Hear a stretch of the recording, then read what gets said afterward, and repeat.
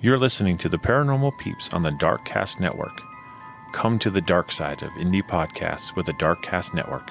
We have cookies. Between the realm of the dead and the journeys of the living, join Josh, Jamie, and Elisa as they delve into the vast world of the paranormal and breathe life back into the history of the departed. Hey everyone, welcome back to the Paranormal Peeps podcast. I'm Elisa. I'm Josh. And I'm Jamie. And we are going to do some spooktacular Utah haunts. Heck yeah. Finally, we brought it back home, huh? Right? Finally. You know, the thing is like, I never thought how haunted Utah would be until you start looking into the paranormal stuff. It's everywhere. It really is. Well, if you think about it, it only takes someone to die to be haunted. I mean. And let's face it, a lot of people have died in Utah. Well, everywhere too, right? But well, yeah, I was going to say that could be said for really anywhere. but you think about just because the United States is so young, Utah is even younger. Yep. That you don't really think it particularly haunted. no. But it is. It is. But the thing is the thing to remember is during all the gold rushes and all of those pieces, Utah was the crossroads to California. Yeah. Everyone going to the gold fields in California had to come through Utah. And when they left through Utah. Yeah. Mm-hmm. And so just that in itself means there's a lot of just energy of people coming and going. And we had like a lot of Native Americans, and we had a lot of forts, like Fort Douglas. We had Mining towns. mining towns. We had the forts in, what is it called? You talking about Camp Floyd? Yeah, maybe it is Camp Floyd out there. Yeah. It's Camp Floyd. So we also have Camp Floyd. Yeah. The long way around, but we got there. Yeah. I mean, we had, there was the Utah Army that spent time out here, which was the U.S. military that came to Utah. Yeah. And so it's interesting how much history is here.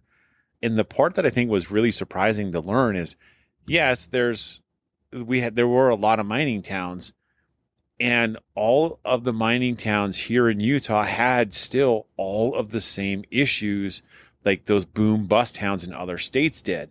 There was prostitution, there was gambling, drinking, all of these things. And that's not what you think of when you think of Utah. Most people don't, but it went on here too. Yeah. Yeah.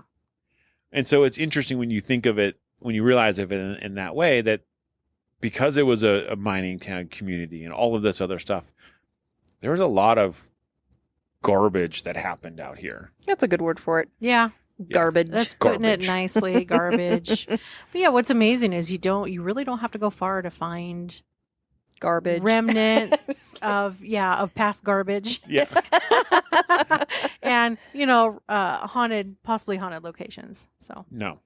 And a lot of the towns that were once the founding cities are still here today. Yeah. And so we're going to touch on some stories from some of these towns that are actually really close to where we're recording tonight. Yay. Which is awesome. So go ahead. So this is from the Cedar Valley Centennial by Michael Kiefer. He wrote, Hidden Hollow, Joe's Dugout, and Unity Pass is an area where people see things they can't explain. Some of those sightings include unidentified creatures and human forms acting weird or vanishing. Here are a couple of the tales from the area that I've been told, as well as some historical ones that I've dug up while doing research on the area. I'm not trying to convince you of these tales or incidences are true. I'm just sharing what I have been told by others and sharing their stories. You, as the readers, need to make up your own mind on what actually happened. Let's go back to the days of the Old West when the Pony Express was still in operation. I've done articles about Joe's Dugout in the past. I recently dug out another story that I would like to share. In my previous article, I mentioned Orrin Porter Rockwell, a gunslinger, bodyguard, and deputy territorial marshal that thought the area around Joe's Dugout was haunted. Rockwell had hired hand by the name of Abraham Gudmundson. Abraham would keep an eye on Rockwell's property, which included his horses that were kept in Skull Valley, Utah. Austin, the son of Abraham, in his diary discussed this account as told by his father. This account is found in the book Stories from the Life of Porter Rockwell by John W. Rockwell and Jerry Borrowman. On another occasion, Porter's younger employee, Gudmundson, was asked to ride with Porter from Lehi to what is now Fairfield and Cedar Fort. About halfway there, a fellow named Joe Dorton had a little dugout in the hill from which he had carried on trade with the soldiers at Camp Floyd. Dusk was approaching when Porter went up to the door of the dugout to inquire of Joe about an outlaw he was tracking. The sought-after outlaw himself came to the door of the dugout when Porter knocked. As Gudmundson would later tell his family and record, the next thing he saw was Porter backing away from the door with his hands in the air while the outlaw pulled the trigger on his pistol. Gudmundson testified that in the dark he saw the tongue of flame leap out from the barrel of the gun and said it looked as if the flames of the pistol were going right through Porter's chest and out his back. But incredibly, Porter was completely unharmed. When the man's gun was empty, he threw it on the ground and ran up the hill behind the house. Porter came over to the wagon, took out his rifle, and shot and killed the robber. He went over to the body and threw it down the dry well. You know, I get a mental picture of the one guy going, pow, pow, pow, and not getting him, and then going, and then running up the hill. Yeah. And then the other guy taking his rifle and just picking him off. That well would be the same well that is now marked off by a fence and plaqued just north of the Hidden Hollow Elementary. That story leads me into a modern-day mystery about that well. An Eagle Mountain resident, we'll call her Barbara, gives this account as told by her daughter. A couple of years ago in the evening, it wasn't super dark yet, that a man was walking. She said he walked towards the dugout, before the fence was there, and went down in the hole. She watched and watched and watched for a long time, and he never came back out. She said he was wearing a regular jacket and a hat with flaps. She called my dad at work and told him about it, and when he got home from work, he walked over and never saw anyone there. Barbara said that the man was carrying a sack or something similar. Another incident was told by David, another Eagle Mountain resident. This story does not necessarily have anything to do with the well at Joe's dugout, but it did happen in the area of the Hidden Hollow, in close proximity of the well. David gives the following account. It was 2:30 in the morning, and I was heading to work when I got by Hidden Hollow Elementary. All of a sudden, I see this black shape heading north from the hill where people park to go to the mountain biking. It almost looked like a shadow. I could tell it was not a deer. It was moving very fast, like it was running on 4 legs, but as soon as I got to the Pony Express, it raised up on 2 legs and feet moving quickly. When it got up on its 2 legs, it didn't slow down or break stride, just stood up and ran. David continues, it was like it made a transformation from an animal shape into an almost human shape. When I got to the area, I tried to see if I could make anything out, but did not see anything. He talked about being reluctant to share his story.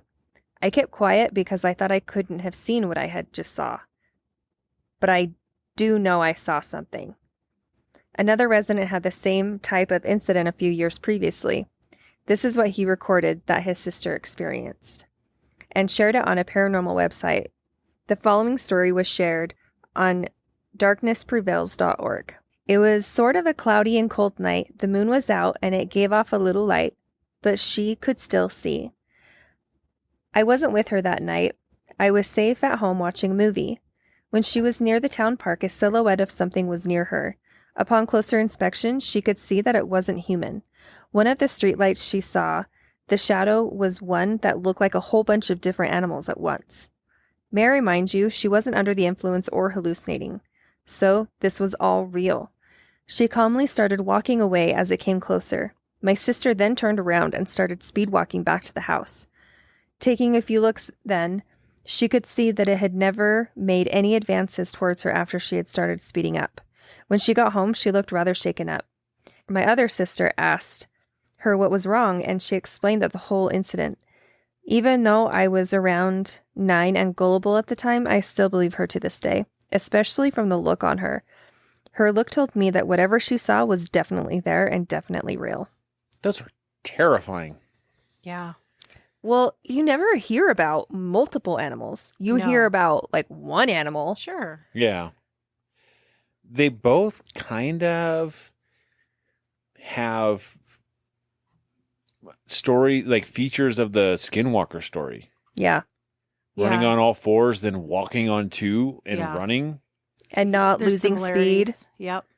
Not Yeah. even missing a stride. Yeah. Well, and the thing is like, this is full of Native American land. We're Yeah. on Native American land, right? Yeah. So, I mean, I don't know. Yeah. I mean, and there have been reports of Skinwalker activity out in this area. Yeah. I mean, just down the road, essentially in Payson. My good old hometown. yeah. And then where the family tree's at, Yeah. Santaquin. Santaquin, they've had Skinwalker reportings out there. Mm-hmm. Yeah. So, I mean, it's totally possible. Well, and I even went and investigated a place in Holiday up on the mountain, and he was going to try to build in his backyard. And when they were digging, they found Native American remains. Oh, wow. Oh, geez. And when we investigated his house, it felt like that. Really? Yeah. It gave off that vibe. Like, I full on felt the Native American, and it felt like it was really, really upset. Oh, I'm sure.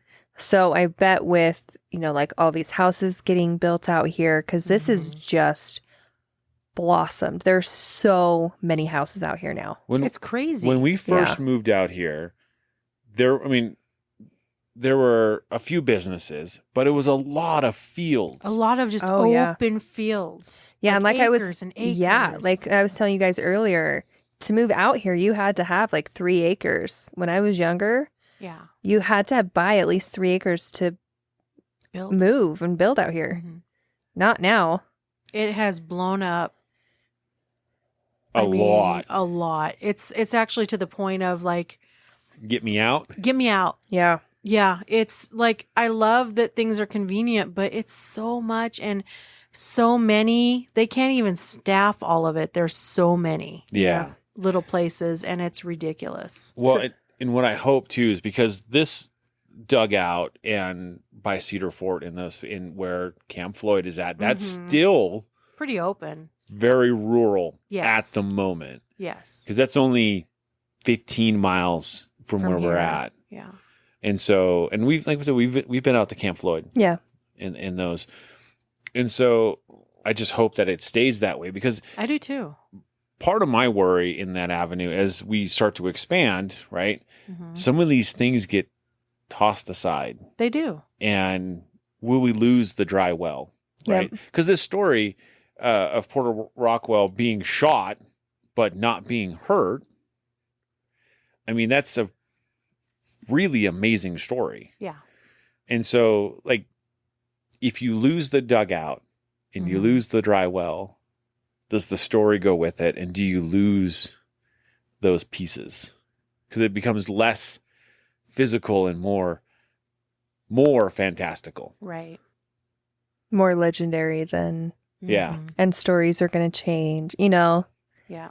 I mean, and They usually morph into something different. Yep. and Porter Rockwell is a bit of a legendary Oh, character in Utah. there's a lot of cool stories around that man, Mm-hmm.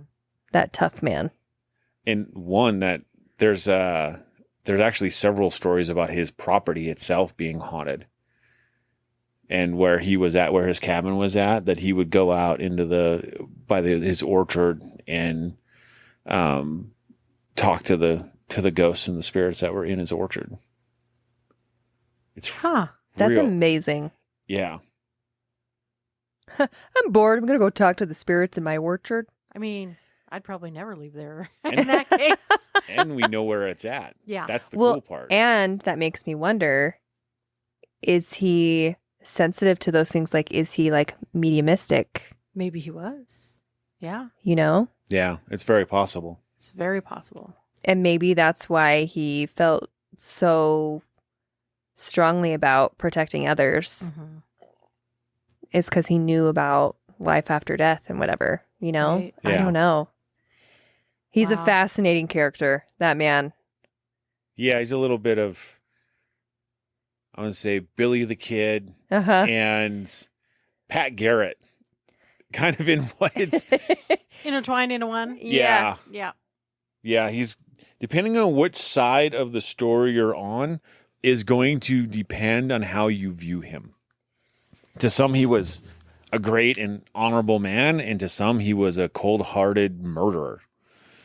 And so it's just this very, like I said, he's part Pat Garrett, part Billy the Kid. I mean, he said, he's like, I'm just going to throw his body down the well. Right? Yeah. It's like, boom, I don't want to bury you. I mean, down you go. I wouldn't either. Just easier. Like, you try to freaking rob me, so guess what? You try to murder me. You unloaded the gun on me and then you threw it at me. But you didn't know I was freaking magical. That's right. So, and I can nail you as you're running, so I'm just and as you're running up that hill, I'm going to pick you off with my rifle, pal, and shove your butt down that well. But they just like, I just get this picture of this guy running like in his like long underwear, like running. And here's the thing, like I know like it was a dugout on the side of a hill, right? Yeah. But there's no trees out here. No, it was So it's like, bush. I'm going to run away from you with nothing to hide behind. Maybe he was like zigzagging it. Right? I just don't Dodge and weave. I just don't get Bob the and picture. weave, I just see bob him and just weave. running straight up the hill. And Yep. it's like, I'm going to get away. It's like, come on, seriously? That's an easy shot right Yeah. there. It's like, I got 150 feet away. Made it a little harder for you. Oh, jeez. Don't mess with that guy. Right? But it's like, the thing is like, is what they're seeing at the dugout have anything to do with the Rockwell story of that area? Or is it something It doesn't- entirely different? It sounds like it's something entirely different to me, anyways. And from what I'm hearing, Yeah. just the animal. The animalistic nature of it all. Yeah. It feels That feels different. Well, when you think about it with people, Mhm. we don't go into an animal form. No. You don't hear about ghosts that were people going into animal form unless it's either Native American Yes. or a type 3 entity, which is a spirit that's never had a body. Yeah. So you have these basically two options. Well, yeah, and usually the native spirits that can transform themselves into animals and back are usually evil spirits anyway. Do you really want to mess with any of that? I don't. Nope. If I see it, I'm going the other way. Pretty sure I don't. Yeah, that's stuff out of like nightmare fuel right there. I just tell it, you do you, I'm going this way. Okay, so we're going to go from 15 miles west of us to 15 miles east of us to the town of Lehi. Now I used to live there too. That's close by. Oh, you just lived everywhere, didn't I you? know. I have. She's like Tom Boudet. She's been everywhere. Tom Baudet. I'll leave the light on for you. So Lehi's rich history has tales of several buildings home to paranormal activities. Probably the most researched in this story is the old Lehi Hospital, which was located on State Street. The original building was built in 1891 and was a bank with the second story reserved as a gathering place for meetings of an LDS congregation. By 1924, the basement was used as a crematorium. No, it's like a jack of all trades. No Exactly. kidding. Stories are told of bodies being cut into force to fit in the small crematorium oven. Like a one-stop shopping. One-stop body shop? Banking, meeting Well, you know, they place, needed to get that shop, fat hospital. So that They got to could, render that down. Oh, yeah. Yeah. Make some soap. Put some herbs in there. Be a Some little- urine. Maybe some cheese. Oh, my goodness. That's never gonna. It's It's never never going gonna away. end. That's never gonna. You stop. guys all better watch that or listen to that episode so you get what we're talking about. Right? In 1926, the building became the first Lehi hospital. Folklore has it that the crematorium oven was the perfect place to dispose of amputated arms and legs and other medical waste. Yeah, that's true. The hospital and its staff witnessed many births and deaths over the course of its existence from 1921 to 1968. One source estimated that between 20,000 to 30,000 births alone took place in the hospital before closing permanently in 1968. Dang. That's like, what, 47 years? Yeah. Yeah. So that would be almost 5,000. If it was close to 30,000, it'd be almost 10,000 or 1,000 a year. So, yeah, I could see that. That's a lot of babies. There's a lot of... You look at the families in Utah. I'm one of 65. Oh, I have 3. People look at you strange if you only got one. What's wrong with you? I know. Why can't you have more? That's basically what a lady asked me. I've When we talked to moved here. several people who they're like, when we have family gatherings, we need to rent out like giant halls because we have Yeah. 150 people come in, and that's Yeah. just mom, dad, siblings, and their kids. Yeah. That's crazy. I know, Good for them. right? It's a lot of names to remember. It's so many names. Right. And the older you get, the more you ramble through the names and get them wrong before you actually get to the right one. Can you imagine how many birthday presents you have to buy every year? Right. You just wouldn't. Just make everybody wear a name tag. Problem Here's solved. $5. That's You just- all you get. You just get a phone call or a letter in Right. the mail, a card. Happy birthday! Or at the reunions. Who are here's your you steak again? order. Do I know you? Have we met? Grandkid number 30. What number are you? 475? Nice to meet you. I'm 126. FYI, it is not how it really is. No, No. no. We're just having a sense of humor about it. The many deaths, rumors, and mysteries, like a nurse supposedly killed by a crazed doctor when he hung her from a flagpole, greatly contribute to the stories of ghostly spirits lurking around long after they departed earthly human bounds. That seems like a lot of work. To kill somebody, then hang them from the... Hang him from a flagpole? That's heavy. That is heavy. And, like, flagpoles only have, like, carabiners. Like, that's some pretty, like, crafty work to just hang someone from the flagpole. Also very morbid. Well, he must have been trying to make a statement. The thing is, I don't think that's ever been substantiated. Because you got to figure, if somebody killed somebody here in Utah and hung them by a flagpole, there's going to be a news article about it. And the state has been phenomenal with their record keeping, with their newspapers. Yeah. Like, you can find all the way back to the very first Salt Lake Tribune Yep. news article. So it would definitely make the news. Yes. Yeah. In 1968, the hospital was closed and remained vacant for many years. The property was purchased with the hopes of restoring it restoring the building. But the cost of restoration was prohibitive, and so they did the next best thing, which turned it into a haunted house during the Halloween season. Well, Yes. That's the next best thing. I mean, I don't mind. Hey, here in Utah, if you got an old building that you own, it's a haunted house. we love haunted houses here, like We as do. a state. Yeah. We do And a lot of them. Personally don't like them, but I like going and investigating places that are haunted. Yes. But there's a Yes. difference. Yeah. What's interesting, what I find interesting is, to my knowledge, Utah has been the only place that I've ever known this to be true, but they have full contact haunted houses. Oh, Asylum 49 is that one. Don't you have to sign a waiver, I think? Yes. Yeah, I think there's a couple places that have that full contact. Yeah. And Yeah, that's crazy. yeah, and we even have haunted houses at any time it's Friday the 13th. Any time of the year, they're open. Wow. Yeah, it's crazy. Nice. They just love it here. In 2005, April Slaughter, an investigator of paranormal activities, conducted an in-depth investigation of the old Lehi Hospital. Of her investigations, Slaughter said, "The building and the phenomena I encountered within it became so dear to me that I miss it more than I can express. This is where I learned to be an investigator, and this is what truly made me a believer."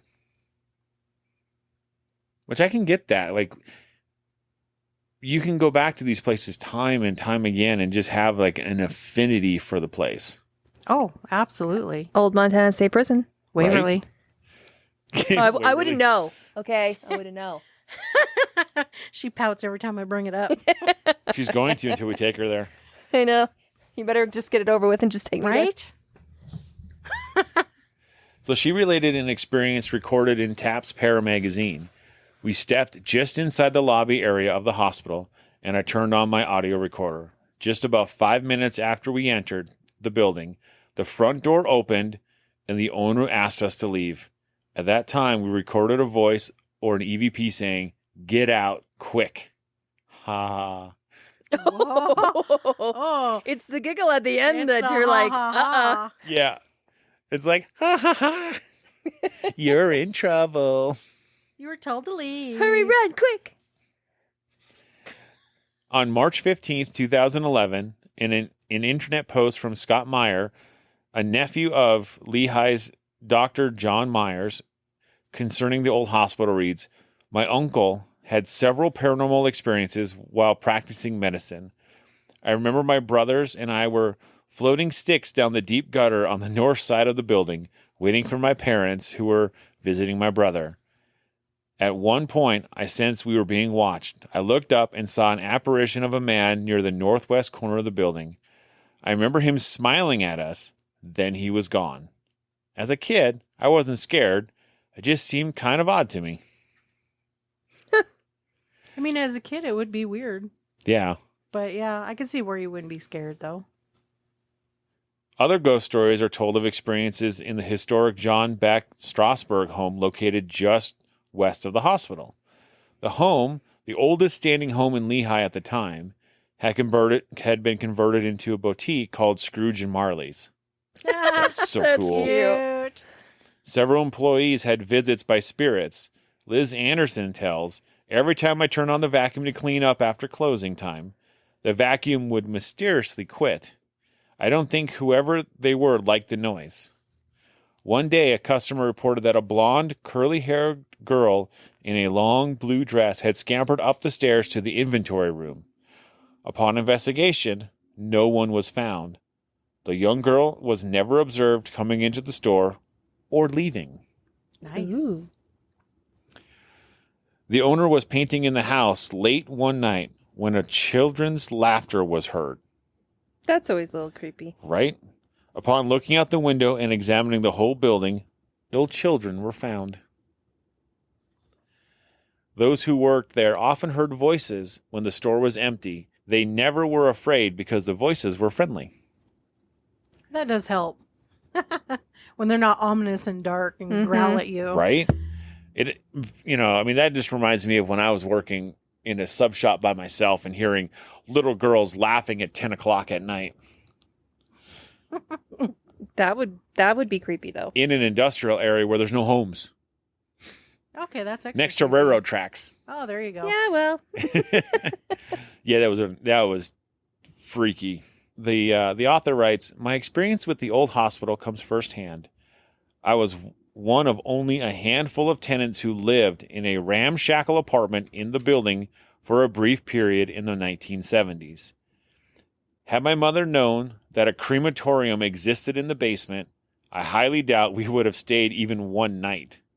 At the time, there was also a photography studio located in the front of the building and the offices for Clover Club potato chips in the back." Okay. It's like a multi-use everything I building, know. right? Yeah. What are they frying the potato chips in?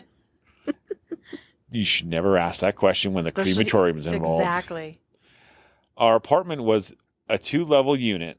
The lower, a separate bedroom, a combination kitchen and living room, and a small area for a washer and dryer, carved out of offices and space on the building's first floor.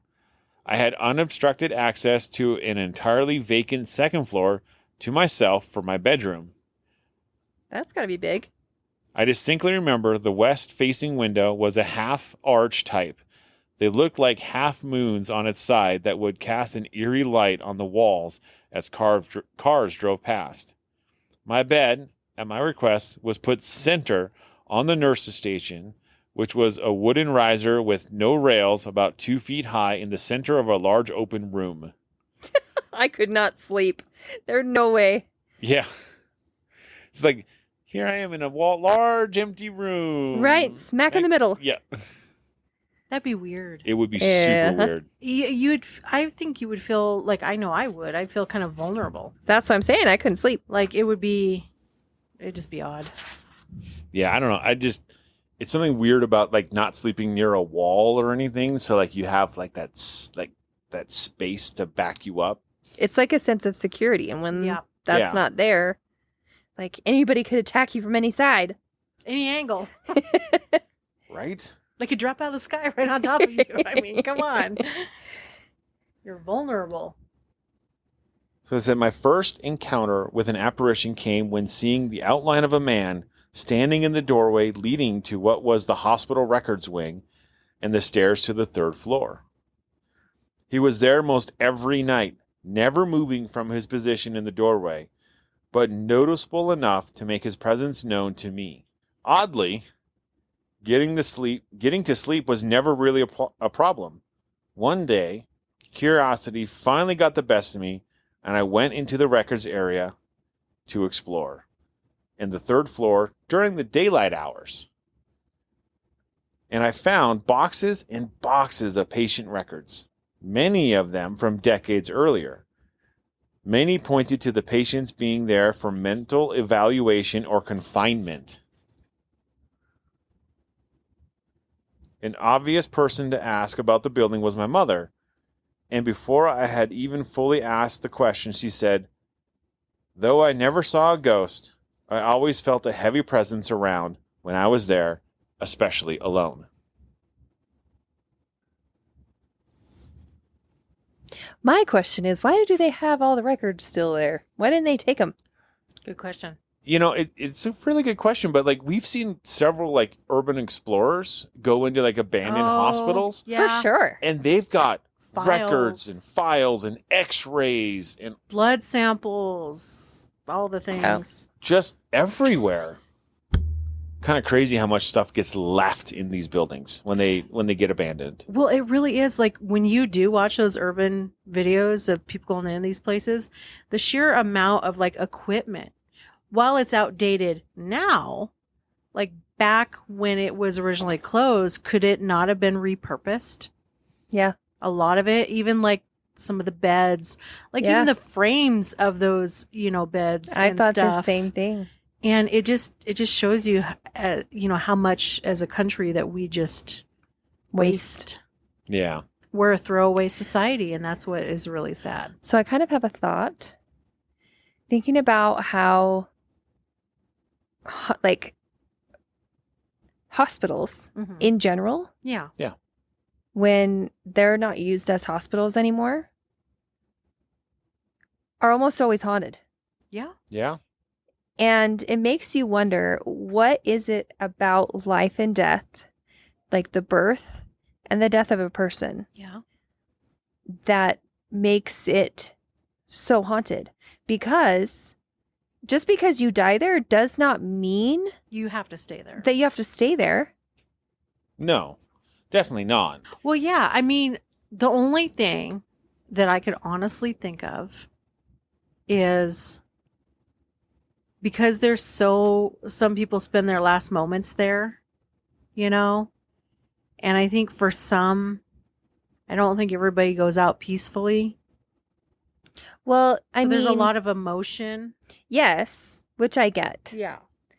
And that makes a lot of sense for haunts that aren't intelligent. Sure. But a lot of them are not good haunts. I mean, True. And so when you go to these hospitals and stuff and they have these hauntings that are negative, it's like, why? Maybe is it because whatever negative that is there is attracted to the pain and the suffering and the sickness? I wonder if it's attracted to the energy that's been put into the hospital. Could be. Like, because there's a lot of energy giving birth. Yes. There's a lot of happiness. There's a lot of sadness when there's death. Yes. You There's know, a lot of there's terror, like diagnoses and things going on. yeah, That's what I surgeries mean, the high and emotion. so Yeah. I wonder if it's attracted to all of that. That would be my guess. It really would. Yeah. I mean, it makes sense, right? Yeah. But I mean, also, it's so weird. Like I've been in hospitals that are active, right? Like I used to, in my former jobs, I'd go around the country and test these underground storage tanks. And one of the places I had to go to was this brand new built hospital. They had emergency generators, right? And the wing that I would have to walk through was never used. Brand new, never used. Right? Because it was just, it was in a small community, so they didn't, need it. Didn't have the need to fill Didn't it. have the need for it at the time. But I had to walk down that hall all by myself, not a soul there. And it is a creepy feeling. The other part that was creepy is I had to go into the basement. And in the basement where I was going, there was a room with a single chair. Oh yeah, that just gives you like horror Creep movie vibes? Yeah, it's just Yeah. super creepy vibes, right? Well, I think there's a stigma that goes along with the hospitals, though, too, because you see it in movies, you see it. Horror movies for sure. Well, that's what I mean. So we view it, especially people that watch those sort of movies. A lot of people are creeped out by hospitals in general, whether they're abandoned ones or ones that are still in service. If you think about it, what's an interesting concept is we come into this world in a hospital. We leave this world in a hospital. Not always. Not always, but yeah. And so, hospitals are really the start and end to a lot of To life. to a lot of life. Mm-hmm. Yeah. So, and if you think about it, if you think of birth as the creation of energy, right? So hospitals end up creating energy, and then energy never dissipates, Newton's second law or third law. It goes somewhere. It goes somewhere, but it never disappears. It never disappears. So Yep. it just transforms energy. Mm-hmm. So it could just be this giant pool of, Sure, it's just like collecting. yeah. Yeah. Yeah. There's a lot of possibilities. And I think there really are. I would love to know the scientific story to this. Like, scientifically, can you capture that? Like, somehow measure that? Well, like, I don't, you talking about like death in itself? or even life. just all of it. Like, to be able to measure energy that's been created and left behind. Oh, right. I mean, people have tried that, right? They tried weighing a person and then killing them and then weighing their body afterwards to see what the weight of a I've human seen soul a was. study on it where Yeah. a guy that there was these two men that were scientists, and he was like, when I die, I want my body to be weighed as I die to see if the there's a weight change. changes Yeah. when I die. And it did. It changed. It wasn't a lot, But it did change. and it wasn't like, how your body releases, sometimes you pee or sometimes whatever There's a You fluid evacuate release. your Yeah. bowel. Yeah. that, not talking about that, like that, it's still on the table. It's Mhm. still going to weigh the same. But having his spirit leave his body the Mhm. moment he died, it changed weight. Yeah. So I don't know. It would just be so incredible. Well, have you seen the recent thing where they observed basically when life begins in the womb There's a flash of light. Yes. Did you see that? Yes, I did see that. I haven't seen that. Yeah. It's interesting that people try to catch they really try to catch photographic evidence of death in itself, right? And Sure. people have caught strange light phenomenon Mm-hmm. happening as someone dies, in a life flight helicopter at Yeah, a saw bad that accident one. Yep. scene. Yeah. I think we've all seen pictures along those lines. Sure. And so I think there's always that fascination associated to it, but I think hospitals for a lot of people are scary places. My And dad hated them. a lot of people hate them. My dad, and I could understand why with what he went through. Right. When he had to have when he had to have stents put in, or replaced, and when he lost his leg. All of it's hard. So yeah, he was definitely, he did not like to be, and that's why when he, cause he had brain cancer and he's like, I want to die at home. Mm-hmm. And my stepmom had promised him that as long as, I can keep up with everything, then yeah. And he was able to, which is good. Yeah. You I think there's more comfort in that. And I think that's what people are afraid about the most about hospitals, right? Because it is such more of an alone feeling. It's a sterile environment. It is. And I think we've all at times have spent nights in hospitals and stuff like that. It's such a sterile environment. Mhm.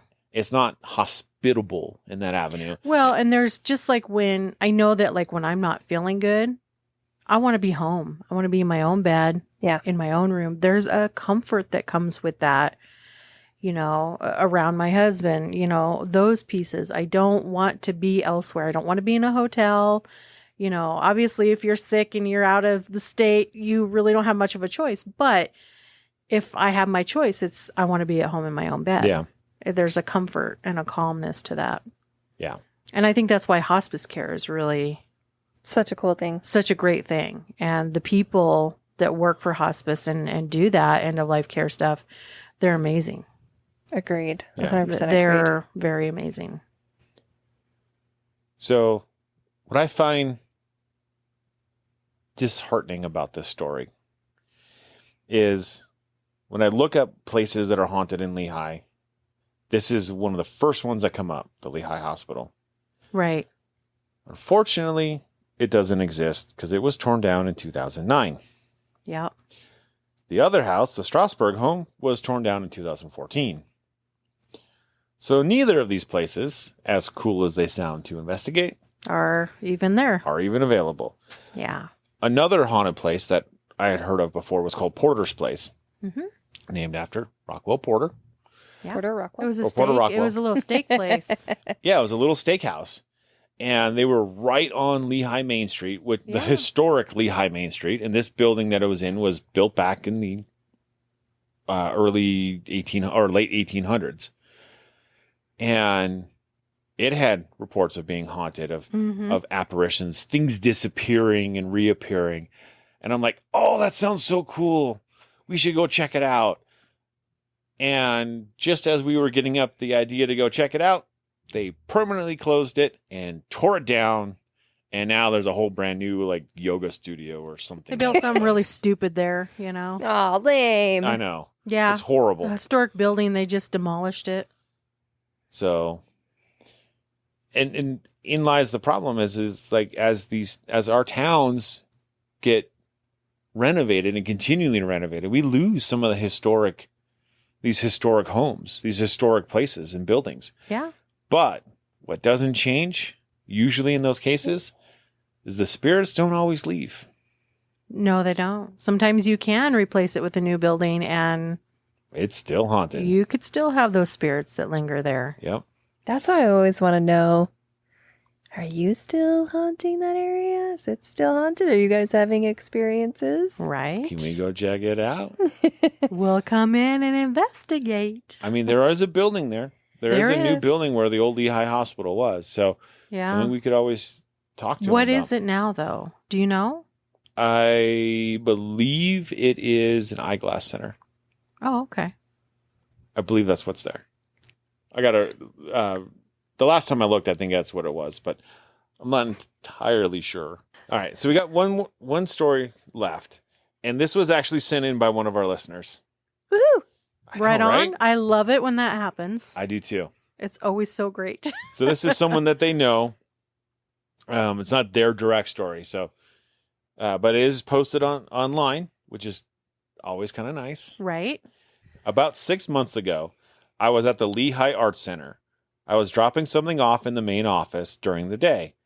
I didn't turn on any lights because it was bright outside, and the light switch in the theater is super inconvenient to get to. You walk through the theater area to get to the office. The stage was dark, and I had just walked by and dropped the item in the office and turned around to leave. That's when I saw someone standing on the stage in the dark, but they were lit up. I thought it was the Arts Council director, so I audibly said, "Oh, hi, Gene." And then it was gone. So like it had an aura around it? No, I think what it sounds like is like, you know how like you got like someone's on stage and there's like a spotlight on the person? Yeah. That's kind of how shining down on them. This is kind of how I envision it, but like obviously no audible light. So maybe like an aura, but like someone was lit up standing on the stage. Yeah. And when he thought it was the one gal and he says, "Oh, hi," they just disappeared like in front of his eyes. Poof. Just gone. Gone. Wow.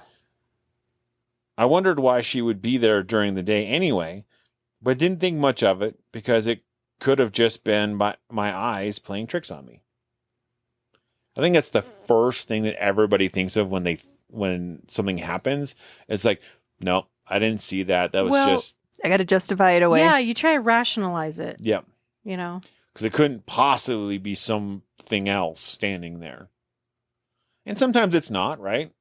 But like, I can see if like you catch it out of the corner of your eye and you think it's a person and it's a coat rack or it's a chair or something else physical sitting there.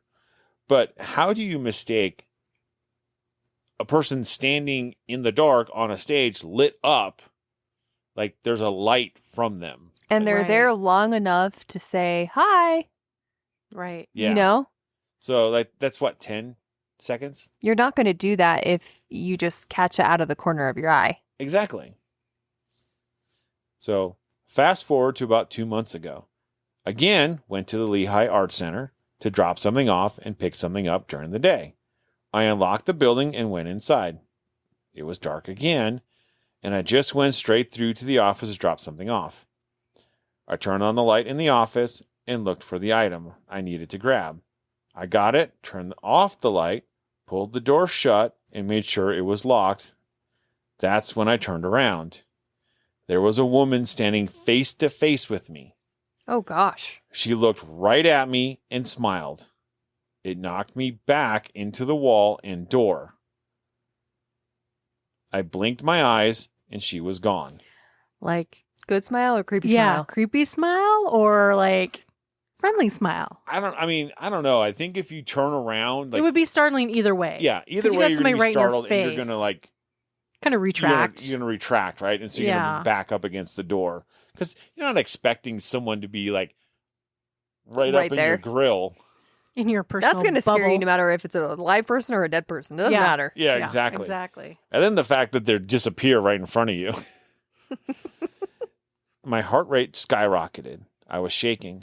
I ran the hell out of there and called Noah. It freaked me out, and I don't get scared easily. I was shaking for a good 15 minutes. I told Jean about it, who was the art director.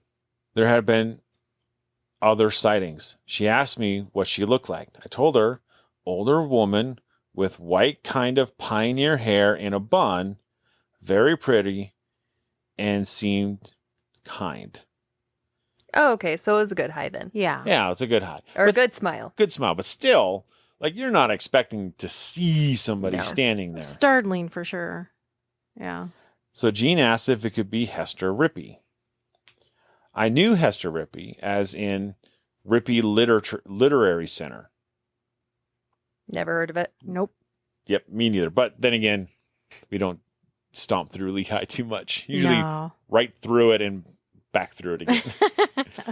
When I ran for Miss Lehi 20 years ago, she was starting the Literacy Center. The Literacy Center was my platform, and I was a tutor at the center. I knew Hester well. She was an amazing person. Guess where the Literacy Center was 20 years ago? Let me guess. Oh, really? In the mother freaking art center. Wow. Yep. We want to say fast forward to about a month ago. I posted a picture on my stories of my girls in the mirror. It says, she's like, no biggie, right? Well, I got a DM from my sister asking who the heck was in the picture with the girls.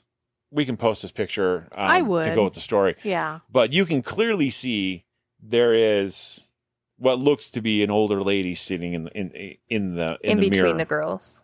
Yeah, in between the girls in the mirror. Well, I guess not in between, over one No, of them. it looks like it's, if anything, it's standing, it seems like it's standing in front of one of the girls. of one of the girls, the girl on the right. Yeah. It's kind of a creepy picture. And But knowing this story, it's not as creepy as if you didn't have the backstory. right. It's almost like, hey, I'm just coming by to say hi. I wanted to be in the picture. But if you're not like, I'm going to say in tune with, but if you're not like, enjoy the paranormal in that avenue, it will be freaky. Like, and I think those are some of my biggest, honestly, some of my biggest terrifying fears was always looking into the mirror, even in the dark or in the light, didn't even matter, right? Just alone. And not seeing my face looking back at me, but somebody else's face. Right. Well, and what's crazy to me is thinking about it is, in the picture, did the girls even realize that happened? I'm assuming not. It doesn't seem like unless there's something as the story goes on. No, the girls never. It's something that was noticed by someone else after it was posted. By the poster's sister. Yeah. And she's like, hey, So she didn't even notice it when she posted the pictures. Sure. Which I get that, right? Like you snap off some pictures, you throw it up on social media and you walk away. Like how often are you like and it's the zooming in on things? Well, and it's the type of picture it is. So what it is it's these two gals. One's in like a giraffe pajama onesie, right? One's in a unicorn one, and they're kind of facing one of those mirrors where it's like the main trifold piece, the trifold mirrors on the wall, and they have like the kind of the left and the right kind of pulled in a little bit, and then you can kind of see their faces in the mirror. It doesn't seem. I mean, it's such an innocent photograph. Like people take that stuff all the time. Sure. And of course, you're not looking in the mirror. Like you pop the pictures, right? Yeah. You're not looking to see if your kids' faces are proper or anything like that. No. You just fire off the photo. Yep. Throw it up online. Yeah. And then the next thing you know, you're getting a message from your sister going, who's in the bathroom with your kids? Yeah. Yeah. It's like nightmare fuel in that sense, right? At least, I will say this. At least it's what looks like to be a little old lady. It looks, I see the similarities because we'll post the picture of the elderly woman that they're talking about as well. And you do see the similarities. You do. To a certain extent. But could you imagine if it was a dude? That would have been worse. That would have been terrifying. Yeah. No, thank you. Yeah. They probably I'd be like, all right, I need to get this house blessed ASAP. Otherwise, we're moving. We're burning it down. Give me the sage. So she's got one more part on here, right? And she goes, I just had another sighting at the Lehi Art Center doing Miss Lehi interview prep. I was looking at the dark stage, asking what the heck they wanted from me when something white went across a pitch black stage. Okay, white. So, all right. Could be anything. Was it, it could be anything, but was it like short? Was it tall? Was it bipedal? Was it Doesn't say. Like, okay. My guess is it was like a white, blurry flash across No, the stage. and I could see that, but you can kind of tell even if it's not. Yeah. You know what I mean? You kind of be able to. Yeah. But maybe it just happens so quick that they just. Yeah. And if it catches you off guard, then I guess I could see the confusion. Yeah. She continues on. I pulled my groin running away from it. Oh, ouch. She's like, ask Shirley Larson. She saw it too. Oh, wow. Also, my heart rate is still 130 and it's been 10 minutes. Oh, my. Oh, my. Yeah. So that really is a startled her. Real, startling factor from it. Yeah. Which I get, right? You're alone in the dark. But here's the thing. I will say this. She talked to the spirits there. What do you want from me? Yeah. That's an investigative question. That's right. Be very careful when and where you ask those because you just might get an answer. That's right. And if you you're don't not want ready the for answer, it, don't ask the question. Yeah. That reminds me of one of the episodes from the BuzzFeed Unsolved, the supernatural episodes. And they were in a witch house, and Ryan was the short one, right? I think so. So they were doing an investigation using the flashlights, right? And he's like, okay, if someone's here, please turn on the flashlight. Wait, wasn't that was either in the Sally house or the Basilica murder house? I think it was the Sally house. Yeah. I think it was the Sally house. And he's like, please don't turn it on. Please don't turn it on. Please don't turn it on. Please don't turn it on. And then it turns on and then he screams. It's pretty good. It is hilarious. Yeah. But it's like, you ask them to do something for you and then they do it and you freak out and are terrified. If you can't handle it, please don't even ask. Exactly. Yeah. And honestly, that in some cases, that's really kind of like the best avenue in that, right? Mm-hmm. It's like, if you don't want a response, don't ask for it. Don't ask for a response. Don't ask a question that is going to heed a response. Well, I also think people do that in hopes that nothing does happen and that they don't get a response to make them feel better. Yeah. To help them justify away whatever it is they experienced. And that's fair, but just understand that there could be a whole nother side to it. So but it could go either way. Can I say that I just want to get in the Lehi Art Center and investigate it? I would really love to be able to go in there, the three of us, and just that'd be so find sit out there and just talk and just see what we can see. And if you guys have any places in Utah that you would like that you work at or that you have access to investigate, let us know. Yeah. Yeah. We're more than happy to come down. And just see what's going on. If you just want to know what's there. Yeah. Because chances are it probably could be this gal who started the literacy center. And she sounds so sweet. Like, I think her energy would just be that grandmother loving, warm energy. And if that's the only spirit that's running around, it's not as terrifying, right? It's like, oh, she's just here, keeping up on the place or checking it out. Checking in. And it becomes less scary. Well, because it really sounds what was her name again? Do you remember? I don't remember, but I can tell you real quick. Her last name was Hester. Her first name was Hester. Hester Rippey. Oh, see, that's an old name, isn't it? Hester? I like it. Hester is an old name. But for Hester, it sounds like what she did when she was there. What was that? The Literacy Center. Literacy Center. Okay, when she was there, it really sounds like this was a labor of love for her. And so that it holds a special place for her. And maybe that's why she comes back just to pop in and say hi and, and check in. Well, if it's like your passion, of course you'd want to go back and go check it out just every pop once in a while. Every now and again and offer a friendly smile. Maybe next time just stand a few more feet back. But, Yeah, and she passed away in 2014. Yeah. So still new and fresh. Even looking at her picture, you get a warm. Yeah. happy looks feeling. cute. She looks very sweet. She looks such a happy person, honestly. Yeah, she looks like a very accepting, loving individual. But yeah, if you guys, like I said, if you guys have more stories that like of haunted places in Utah that you want us to cover or investigate or just share with more people on the podcast, hit us up on our social media accounts. Let us know. Yeah, reach out to us. And as always, stay ghosty, my peeps. Ooh. Welcome to the Bell Witch Podcast, a show that covers the infamous legend of the historic Bell Witch haunting in southern United States in the 19th century, where the Bell family experienced frightening happenings within their home. Hang on a second.